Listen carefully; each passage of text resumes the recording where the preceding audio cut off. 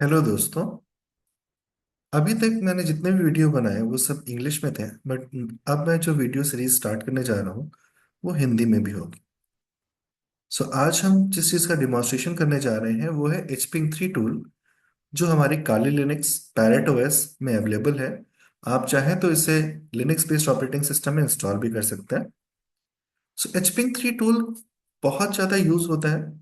Specially ये tool इसलिए भी यूज होता है बिकॉज ये सिंगल यूसेज के लिए नहीं होता। इसके थ्रू हम पैकेट क्राफ्टिंग भी कर सकते हैं, पैकेट्स क्राफ्ट कर सकते हैं मल्टीपल टाइप के। हम डॉस अटैक भी परफॉर्म कर सकते हैं। वी कैन ऑल्सो हम ये भी देख सकते हैं कि अल्टीमेटली हमारा नेटवर्क किस तरीके से काम कर रहा है, हमारी फायरवॉल्स किस तरीके से काम कर रही हैं। सर्चपिंग 3 एक कमांड लाइन टूल है जो टेस्टिंग, ऑडिटिंग और ट्रबल शूटिंग के लिए यूज किया जाता है। सी लैंग्वेज में क्रिएट किया गया है। और स्पेशली हम इसका यूज करते हैं पैकेट्स क्राफ्ट करने के लिए और उसका रिस्पॉन्स चेक करने के लिए कि किस टाइप के रिस्पॉन्स हमें आ रहे हैं। पिंग कमांड की तरह होता है बट इसके मोड्स कई सारे हैं जिनकी ऑफकोर्स हम बात करेंगे। सो कुछ फीचर्स जो एचपिंग 3 के हैं वो, जैसा मैंने बताया, कस्टम पैकेट क्रिएट करते हैं। तो कैसे क्रिएट करते हैं अभी प्रैक्टिकली भी आपको दिखाऊंगा मैं। So allows users to send TCP IP और यूडीपी बेस्ड पैकेट्स आपको अलाउ करता है। रॉ आईपी पैकेट्स अलाउ करता है। फायरवॉल टेस्टिंग के लिए भी यूज किया जाता है बिकॉज यहाँ पर फायरवॉल रूल्स किस टाइप के बने हुए हैं, उनके बिहेवियर्स क्या हैं, उनको चेक करने का काम करता है ये। एज अ ट्रेस रूट काम करता है, जब उसको रूट्स ट्रेस करने होते हैं उस केस में भी ये वर्क करता है। नेटवर्क स्कैनिंग के लिए भी यूज होता है, डॉस के लिए भी यूज होता है। मैं काफी सारे यूसेज अभी आपको दिखाऊंगा अभी इसके।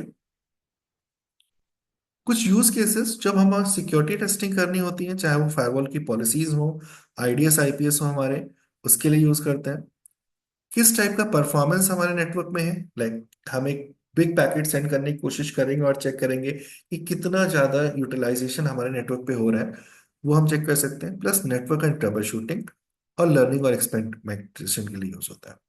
तो चलिए चलते हैं प्रैक्टिकल इम्प्लीमेंटेशन पे और देखते हैं कि किस तरह से ये वर्क करता है। सो कभी भी आप कोई भी कमांड स्टार्ट करते हैं, सबसे पहला चीज जो आपको करना होता है कि उस कमांड की हेल्प जरूर लीजिए। सो कमांड की हेल्प लेने के लिए हमारे पास एक कमांड होती है man. Man hping 3। Man stands for manual. एक मैनुअल पेज ओपन करके दे देगा वो एचपिंग 3 का। देखिए hping 3 send almost arbitrary TCP IP packets network host. बहुत सारे सिनॉप्सिस में ऑप्शंस हैं, डिस्क्रिप्शन भी सब कुछ दिया हुआ है, तो ऑफ कोर्स आप पढ़ सकते हैं इसे, या आपके लिए है प्योरली। मैं फिलहाल क्विट करता हूँ और मैं अपनी तरीके से आपको दिखाता हूँ। तो जब हम लिखेंगे यहाँ पर एचपिंग 3 और सिंपल आईपी एड्रेस, हमारे विंडोज का आईपी है 192.168.1.167। तो आप देख सकते हो यहाँ पर एक विंडोज और एक लिनक्स, दो मशीन हमने ओपन कर रखी है, काली की और विंडोज की। ये विंडोज है और हम काली से इसको स्कैन कर रहे हैं। तो हमने विंडोज का आईपी दिया एचपिंग 3 के साथ, एंड -C2। ये है नंबर ऑफ पैकेट, क्योंकि अगर आप नंबर ऑफ पैकेट डिफाइन नहीं करेंगे तो एक कंटिन्यूअस चेक करता जाएगा पैकेट्स को, 1000 लाख, जब तक आप कंट्रोल सी प्रेस नहीं करेंगे। तो let's press enter. So by default जो इसका मोड होता है वो होता है टीसीपी मोड। आपको पता है टीसीपी में फ्लैग्स जाते हैं, अगर कनेक्शन इनिशिएट करना है या क्लोज करना है या सेंड करना है तो फ्लैग्स जाते हैं। अभी यहाँ पे लिखे ना नो फ्लैग सेट, इसका क्लियरली मीन्स है कि ये यूडीपी टीसीपी पे वर्क कर रहा है। और आप देख सकते हो टोटल जो 40 इसका हेडर साइज है, कोई भी डेटा बाइट्स नहीं सेंड की गई। 46 बाइट इसकी लेंथ है। ये इस आईपी पे सेंड किया गया है। टीटीएल वैल्यू 128 है। टीटीएल वैल्यू 128 का भी कुछ मीनिंग है यहाँ पर। अगर टीटीएल वैल्यू आपको कभी भी पिंग में 128 मिलती है तो इसका क्लियर मतलब ये है कि सेकेंड साइड पे जिसको आपने पिंग किया हुआ है वहां पर विंडोज ऑपरेटिंग सिस्टम है। और अगर 64 मिलती है तो वहां पर लिनक्स ऑपरेटिंग सिस्टम है। फिर एक आईडी दी जा रही है, उसकी सोर्स पोर्ट 0 है बिकॉज हमने कोई पोर्ट स्पेसिफाई नहीं किया था। और आपको रिवर्ट में मिल रहा है रीसेट एक्नॉलेजमेंट। तो आपको पता होगा 3 वे हैंडशेक होता है जहां पर सिंक सेंड करते हैं हम, और हमें सिंक एक्नॉलेजमेंट मिलता है अगर पोर्ट ओपन होता है, फिर हम एक्नॉलेजमेंट सेंड करते हैं। और अगर क्लोज होता है तो रीसेट एक्नॉलेजमेंट। अभी 0 पोर्ट के लिए है, तो रीसेट एक्नॉलेजमेंट आ गया। विंडो वैल्यू का भी काम आएगा, मैं भी बताऊंगा आपको। अगर मैं यहाँ पर एचपिंग 3 के साथ -1 यूज करता हूँ और एंटर करता हूं, तो ये बाय डिफॉल्ट आपका आईसीएमपी मोड सेट करके देता है, सिंपल पिंग रेस्पेक्ट। तो हमने दो पैकेट सेंड किया, दो में हमें रिवर्ट रिप्लाई मिला। 28 बाइट्स का हेडर जाता है इसमें, और आप देख सकते हैं कि IP detail value and perfectly we got the answer. अगर इसी को आप टू में चेंज कर देंगे, तो ये यूडीपी मोड पे चेंज हो जाएगा। तो फिलहाल मुझे टीसीपी पे काम करना है, मुझे एक पैकेट क्राफ्ट करना है, और ये चेक करना है कि हमारा स्पेसिफिक पोर्ट उस सिस्टम पे ओपन है या नहीं। तो ये चेक करने के लिए पहले मैं nmap कर लूं और ये चेक कर लूं कौन कौन से पोर्ट्स ओपन है वहां पर। सो nmap, और मैंने एक स्पेसिफिक आईपी यहां पे डिफाइन किया, और एंटर करता है। देखिए शो कर रहा है कि हमारा 135, 139, 445 एंड 5357, ये फोर पोर्ट्स ओपन है वहां पर। चलिए ठीक है, अब हम करते हैं hping 3 hyphen capital S for SYN. हम सिंक फ्लैग ऐड कर रहे हैं क्योंकि बाय डिफॉल्ट उसने क्या दिखाया था, नो फ्लैग सेट। तो अब हम यहाँ पर सिंक फ्लैग सेट कर रहे हैं, किस पोर्ट के लिए, हाइफन पी फॉर पोर्ट 80 के लिए, ऑन 192.168.1.167, हाइफन सी। सिर्फ दो पैकेट भेजेंगे। देखिए 80 नंबर पोर्ट ओपन तो नहीं है, तो हमें रीसेट एक्नॉलेजमेंट मिलना चाहिए, बट फिर भी देखते हैं क्या होता है।